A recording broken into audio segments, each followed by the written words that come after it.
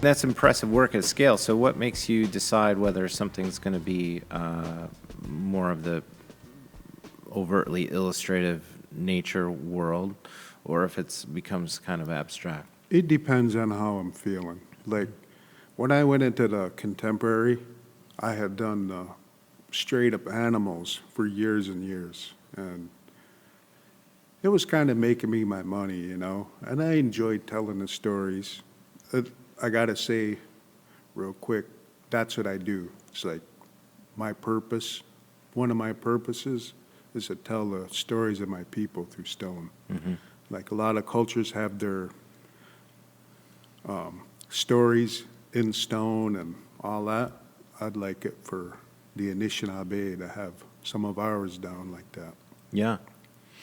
And so I put them in stone, and I did get sick of it, so I switched over to contemporary, and it was the same stories, the same background, but just told in a different form. Right. And really, I do it just to feed my soul, too. Yeah. Because you got to keep moving.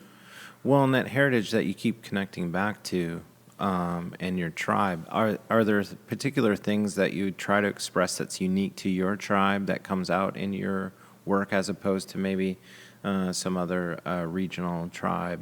Are there stories or aspects of it, or is it all just rooted in being natives?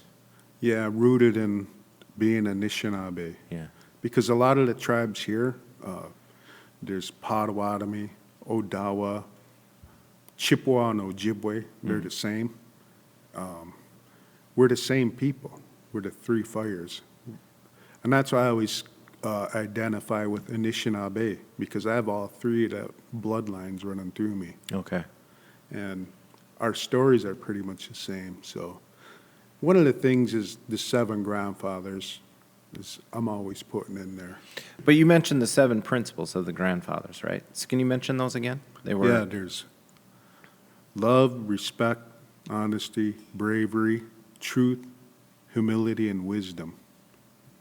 So those are the 7 ideas that you could integrate into whether an abstract piece or I'm just telling the story, like saying, this is what this piece represents, like what we strive to walk our life by, is by those principles.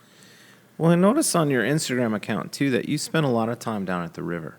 Oh, yeah. And you share a lot of great photographs of, you're there in the early morning. You're there, it seems like, really the fringes of the day.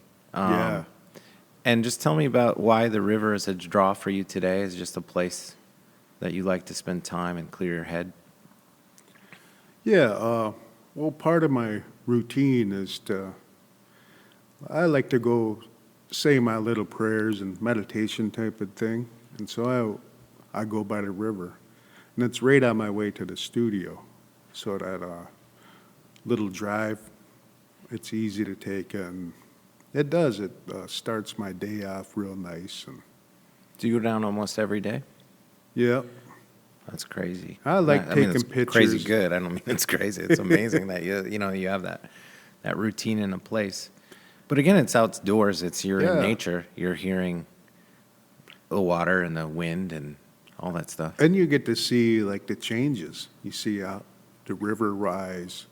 You see the trees change colors, and you get really in tune. I think that's what helps the most, is, because we are in the city area, but having that little spot of nature and having that, being in tune with it really helps me. Yeah. This Full Exposure podcast episode has been made possible through the support of Metro Health, University of Michigan Health, and Dr. Peter Hahn, who believe that creativity and the arts are essential to a rich, healthy, and fulfilling life.